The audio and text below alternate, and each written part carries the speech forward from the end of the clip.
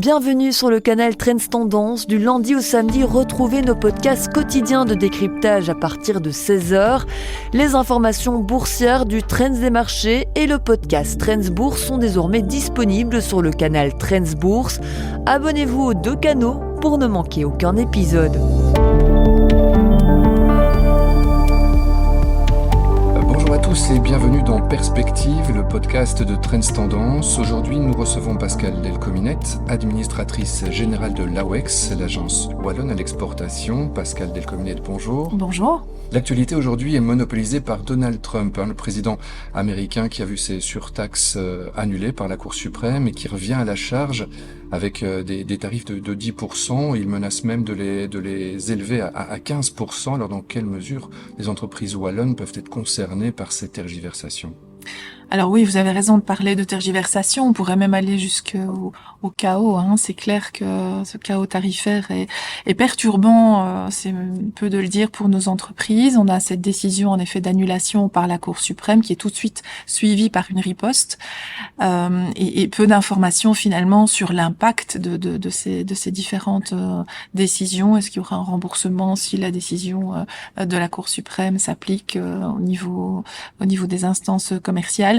Donc tout ça suscite évidemment l'incertitude qui est toujours mauvaise pour nos entreprises, pour l'économie d'une manière générale. Donc clairement, c'est vrai qu'on peut comprendre l'inquiétude des entreprises. En même temps, comme le disait le patron de la FEB, je pense qu'il faut vraiment garder son calme parce qu'il y a beaucoup d'inconnus. L'Union européenne va aussi entamer des nouvelles discussions par rapport à l'accord qui avait été négocié au mois d'août. Donc on est vraiment dans cette période de valse-hésitation. Alors par rapport clairement aux entreprises wallonnes, nous avons très récemment fait une enquête auprès des entreprises exportatrices et 70% d'entre elles nous disent que finalement l'impact a été et sera peu important pour leurs exportations. C'est à peu près ce que dit aussi l'enquête de la FEB. Parce que elles répercutent en fait l'accroissement des droits de douane sur le prix aux clients en fait. Donc elles répercutent sur le prix de vente et parfois elles prennent aussi une petite partie sur une diminution de leur marge bénéficiaire. On voit aussi que nos entreprises ont anticipé. Les chiffres des exportations au premier semestre pour les États-Unis sont très bons. Là, c'est vraiment une manière d'anticiper la perspective de l'entrée en vigueur des droits de douane, mais aussi l'anticipation de la dépréciation du dollar. On voit aussi qu'elles ont une capacité de résilience. En fait, les entreprises ont abordé le marché américain différemment avec une nouvelle stratégie. Donc, on les invite aussi à aborder le marché américain de manière différente, par exemple en envisageant une partie de leur production sur place, en envisageant de renforcer leurs filiales, en envisageant aussi d'avoir des nouveaux accords avec les distributeurs ou de créer des joint ventures. Évidemment, il faut garder la valeur en Wallonie, ça c'est clair. Donc le curseur doit être mis avec précision. Et puis on le voit aussi, nous les incitons à diversifier leurs exportations et on voit qu'elles embrayent en fait sur les activités de diversification que nous pouvons leur proposer.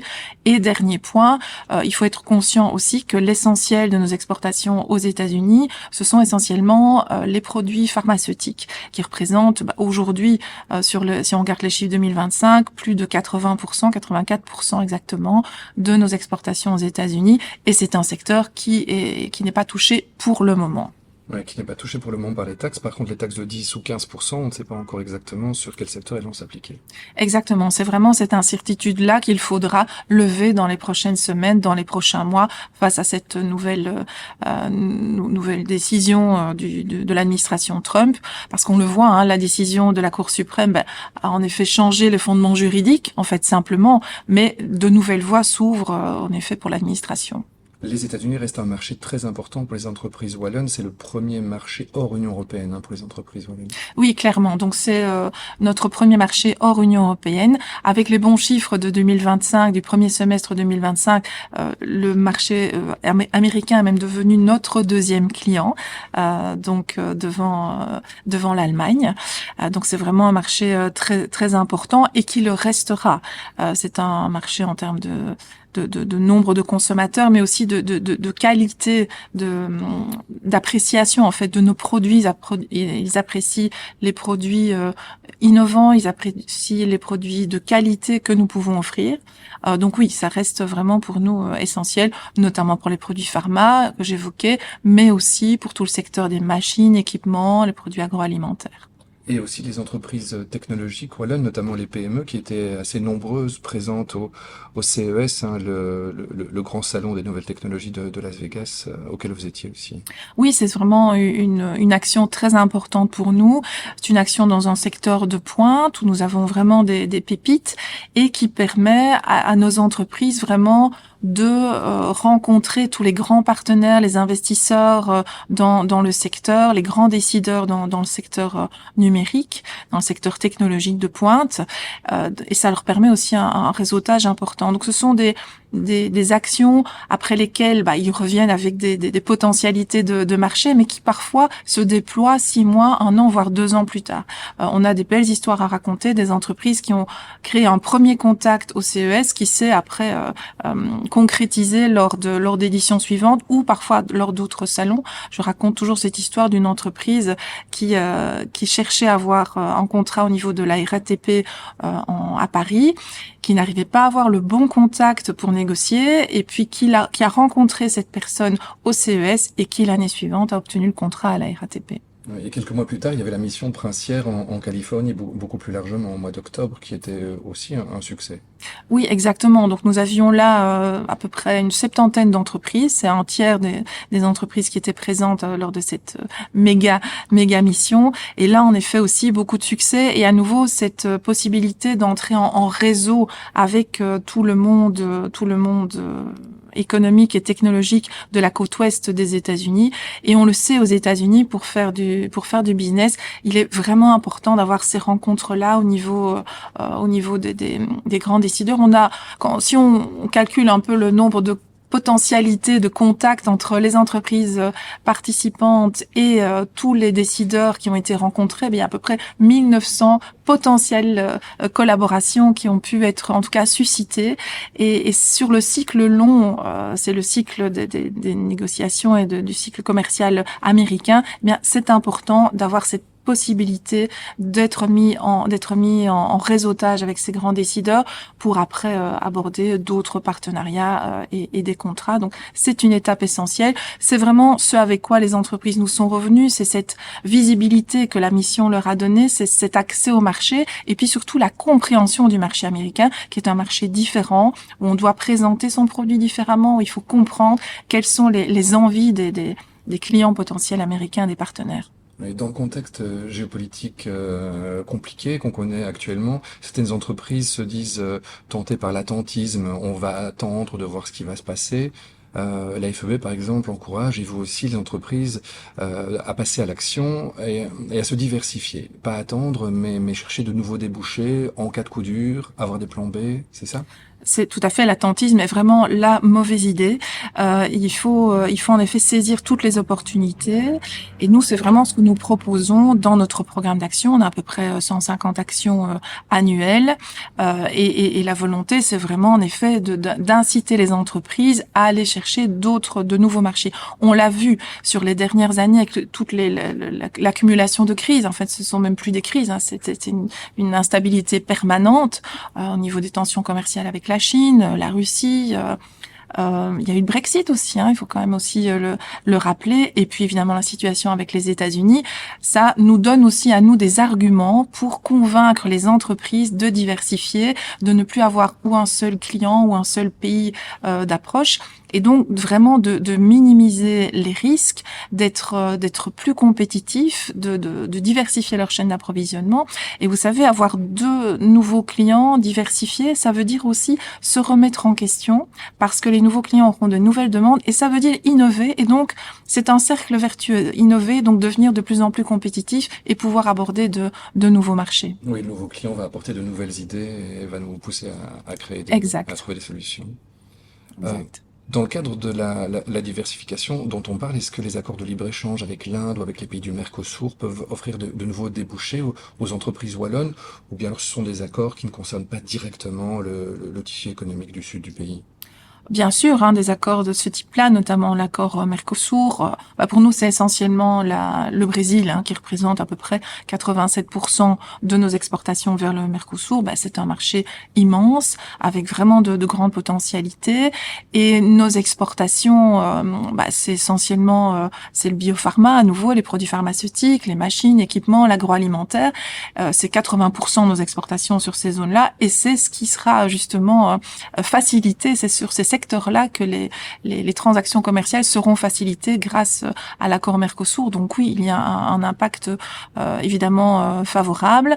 Pour l'Inde, on n'est pas aussi loin évidemment, on est juste à l'accord politique à ce stade, mais c'était évidemment aussi un marché, c'est 1,5 milliard de consommateurs potentiels. C'est une croissance de plus de 8% l'année dernière, et donc oui, il y a vraiment une potentialité pour nos marchés importantes. Il y a aussi tout le secteur, oui, des voitures, machines, équipements, c'est des secteurs importants pour nous, en sous-traitance notamment, et qui pourront bénéficier de toutes ces réductions de droits de douane, c'est clair, qui sont encore importants, notamment au Mercosur. Donc oui, il y aura un impact direct. Oui, l'Inde est aussi un pays dont la démographie est en croissance, contrairement à la Chine. Donc c'est vraiment un pays d'avenir dans lequel on n'est pas encore très très présent. Oui, tout à fait. Donc, nous avons participé à la mission princière en Inde l'année dernière avec beaucoup d'entreprises, et avec aussi du potentiel au niveau aérospatial, au niveau défense, au niveau aussi des secteurs pharma ou technologiques au sens large. Donc oui, nous avons là on a une marge de progression importante. Donc ce type d'accord est évidemment toujours le bienvenu, comme les droits de douane ne le sont pas du tout. Je voudrais parler un peu chiffres avec vous. Les exportations wallonnes étaient en repli en 2023, toujours en repli un peu moins marqué en 2024. On ne connaît pas encore les chiffres 2025 sont pas encore publiés. Mais est-ce que vous pensez qu'il peut y avoir un rebond en 2025 ou 2026? Comment vous voyez les choses? Alors sur le premier semestre 2025, on voit en effet un rebond important de nos exportations, notamment aux États-Unis, plus de 42% aux États-Unis, donc et globalement plus de 10% de nos exportations sur le premier semestre 2025. Mais parce qu'il y a un mais, il faut moduler notre enthousiasme, parce que c'était en effet vraiment une tendance, des mesures d'anticipation de la part de nos entreprises qui ont accéléré leurs exportations, augmenté leurs stocks. Ne pas subir les taxes. Pour ne pas subir les taxes, et pour aussi anticiper la dépréciation du dollar. Mais cela dit, on aura des chiffres positifs vraisemblablement en effet pour 2025 du côté du sud du pays. On a un premier semestre qui est meilleur que tous nos voisins par rapport à nos croissance d'exportation. Donc les chiffres 2025 devraient être bons, mais nous devons vraiment attendre dans le contexte international actuel qui est vraiment en instabilité permanente. On doit vraiment attendre de regarder cela sur des cycles un peu plus longs, 2 ans ou 3 ans, pour vraiment voir quelle est la tendance qui va se dégager, notamment par rapport aux États-Unis, qui est, je le rappelle, notre premier marché hors Union européenne. Donc c'est un marché important. Donc toutes les implications, l'impact de cette situation un peu chaotique au niveau des droits de douane devra s'envisager à moyen et à plus long terme. Oui, c'est un peu comme si Donald Trump rebattait les cartes de la compétitivité des concurrents internationaux. C'est à celui qui s'adaptera le mieux à cette situation extraordinaire, finalement. Oui, tout à fait, exactement. Là, il challenge bien tout le monde, et la fameuse agilité dont on parle beaucoup, la robustesse aussi de nos entreprises. Donc c'est vrai que si on veut voir le côté positif des choses, ça induit en effet des positionnements et des actions de nos entreprises qu'elles n'auraient peut-être pas prises dans un cadre plus stable.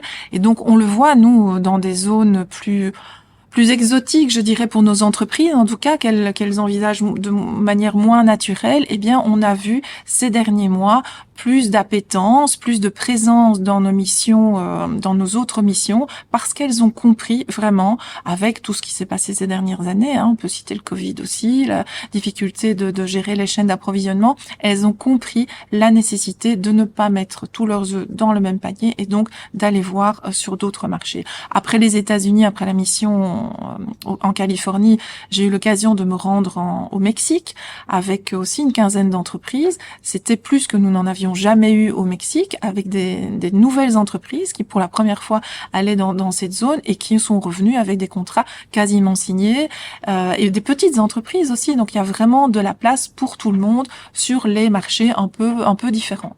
Mais c'est vrai aussi que le gouvernement arizonais, avec la limitation des salaires, tente d'améliorer la position concurrentielle de la Belgique, et la Banque nationale espère que les exportations pourront retirer un peu la croissance belge vers le haut, peut-être un peu au détriment de la consommation intérieure qui jusqu'alors portait l'économie belge. Est-ce que les entreprises wallonnes pourront, d'après vous, profiter de ces opportunités? Moi, je pense, je suis de nature positive et optimiste.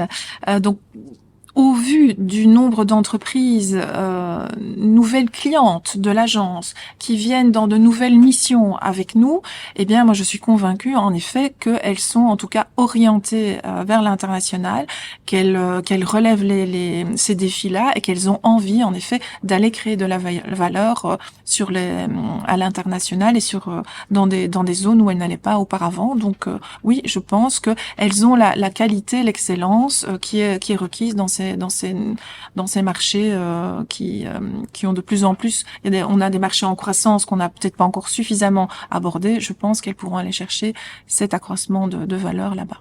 Oui, l'AWEX ne fait pas qu'aider les entreprises wallonnes à exporter, et elle a aussi pour but d'attirer les investissements étrangers dans le sud du pays.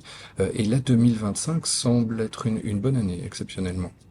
Oui, clairement, on a eu des années où les années précédentes étaient de moins bonnes années, il faut aussi le dire, parce que la situation économique internationale aussi donnait une certaine frilosité aux investisseurs, et c'est clair que 2025 a donné une autre lumière, un autre éclairage sur nos investissements étrangers, et donc de meilleurs résultats en tout cas. C'est la meilleure année depuis 5 ans, avec 1300 emplois attendus et 1,3 milliard de montant d'investissements étrangers. Ce sont des nouveaux investissements, mais aussi des investissements qui sont des extensions d'investissements. Donc ça veut dire qu'on fidélise aussi nos investisseurs étrangers. C'est aussi important parce que ce sont des emplois qui sont à la clé. Et c'est dans quel type de projet, quel type de secteur? La logistique reste des secteurs importants, un secteur important en matière d'investissement étranger, notamment. Alors, faire mieux avec moins, cette phrase vous dit peut-être quelque chose. C'est le message du gouvernement wallon, dont on connaît le budget serré. Le gouvernement qui a gelé la dotation de l'AWEX pour la législature. Dans ce contexte-là, comment est-ce que vous allez faire pour poursuivre vos missions et peut-être même les renforcer? Alors oui, le gouvernement wallon a gelé les dotations de toutes les institutions publiques wallonnes, pas uniquement de l'AWEX. Donc nous ne sommes pas les mal-aimés de la bande, pas du tout. Le ministre a même dit que, au-delà de notre ministre de tutelle, Pierre-Louis Jolet, a même dit que, au-delà de cette non-indexation, il n'imposerait pas d'autres économies à l'agence, parce que il est convaincu qu'en effet l'internationalisation des entreprises est la clé en effet pour créer la croissance. On en parlait juste à l'instant.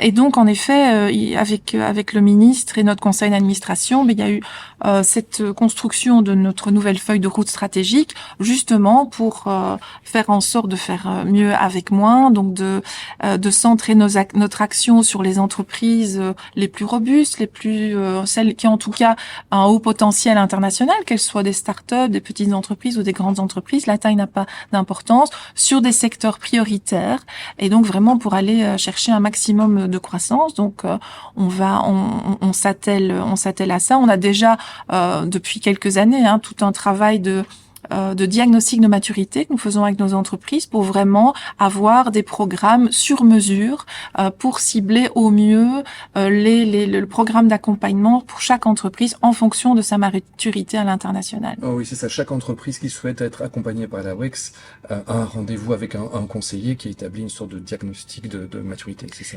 Exactement. Donc ça, on le fait avec l'entreprise. Donc ça nous permet après d'avoir vraiment ce programme sur mesure, parfois de les aiguiller vers d'autres institutions ou de leur proposer des premières petites actions sur des pays limitrophes, par exemple. Par contre, si nous avons affaire à une entreprise à haut potentiel, nous allons lui proposer alors un service beaucoup plus complet, vraiment sur mesure, un service VIP. Donc ça permet de segmenter notre clientèle, d'être plus efficace, d'avoir plus d'impact. Donc c'est vraiment le fil rouge de cette feuille de route, c'est vraiment avoir plus d'impact pour l'économie wallonne et accompagner le mieux possible nos entreprises. Aussi les investissements étrangers. Donc ça c'est un point d'attention de notre ministre et du conseil d'administration. Bon, on le voit, cette année est une bonne année, mais l'idée est vraiment encore de renforcer à la fois tout le travail de notre réseau de conseillers économiques et commerciaux pour aller chercher un maximum d'investissements structurants à l'étranger, donc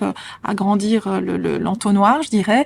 Et puis ici en Belgique, c'est les accueillir au mieux, les aiguiller au mieux vers les bons interlocuteurs et que nous soyons vraiment le one-stop shop, vraiment le guichet unique d'attraction d'investissements étrangers pour avoir toute cette traçabilité et les orienter au mieux vers les services dont ces entreprises ont besoin. On est là aussi pour tirer des sonnettes d'alarme par rapport à certains freins qui pourraient exister. Les freins, notamment la disponibilité de l'énergie pour les entreprises qui souhaitent s'établir en Wallonie. La ministre Neven y travaille pour le moment. Oui, tout à fait. Il y a, dans les freins, il y a toute la question des terrains aussi, des terrains directement accessibles. Et là aussi, le gouvernement y travaille avec une dématérialisation des permis, notamment, qui est en train d'être mise en place. Des procédures accélérées pour l'octroi de permis pour des projets prioritaires. Exactement. Donc ça, c'est vraiment important pour nous parce que les terrains sont disponibles. Donc c'est un atout en Wallonie, mais encore faut-il qu'ils le soient rapidement pour qu'on puisse donner des perspectives claires aux investisseurs qui nous contactent. Ensuite, vous en parliez, en effet, il y a le coût de l'énergie, mais il y a surtout en effet l'accessibilité, le stockage, l'accès à cette énergie, donc le mix énergétique. Et en effet, la ministre Neven y travaille, le gouvernement y travaille. Toute la question de la boucle du Hainaut qui est essentielle. C'est un point important sur lequel nous sommes souvent interpellés par les investisseurs potentiels. L'année 2006 est déjà marquée par pas mal d'actions de votre côté, même 25 nouvelles actions de promotion pour les entreprises wallonnes. Oui, tout à fait. Nous avons à peu près 150 actions chaque année, avec 25 nouvelles actions cette année. Nous avons un secteur prioritaire qui est le secteur de la défense, sur lequel nous avons déjà travaillé l'année dernière et un petit peu sous le radar les années précédentes. Mais là, c'est clair que le curseur fait que il a pris de l'ampleur. Donc, on a une quinzaine d'actions autour de la défense et on a en effet un programme d'action qui est bien chargé. On aura dans ce secteur-là le salon BEDEX à Bruxelles. Bientôt, on aura dans le secteur de la digitale Vivatech à Paris, on a les salons Bio aussi qui sont des salons importants aux États-Unis notamment. On a des actions wallonnes, une action en Italie qu'on appelle Casa Vallonia, c'est une mise en valeur 360 degrés de tous nos atouts. Évidemment, les grandes missions belges avec la Turquie au mois de mai, puis l'Arabie Saoudite au mois de novembre. Voilà, et aussi des missions exploratoires, parfois un petit peu plus disruptives. Nous allons avoir une mission en Namibie, au Botswana dans quelques mois. On a une mission en Angola aussi. Donc voilà, vraiment de quoi cibler tous les secteurs forts de la Wallonie. Écoutez, c'est sur ces mots que se termine notre entretien. Pascale de Comminette, merci beaucoup. Merci à vous. Et merci à tous les auditeurs et à bientôt pour un prochain podcast. Au revoir. C'est tout pour aujourd'hui. Vous vous intéressez aussi à l'actualité boursière et au conseil des investisseurs. Alors retrouvez-nous également sur le canal Trends Bourse. À très bientôt, ici sur Trends Tendance et sur Trends Bourse.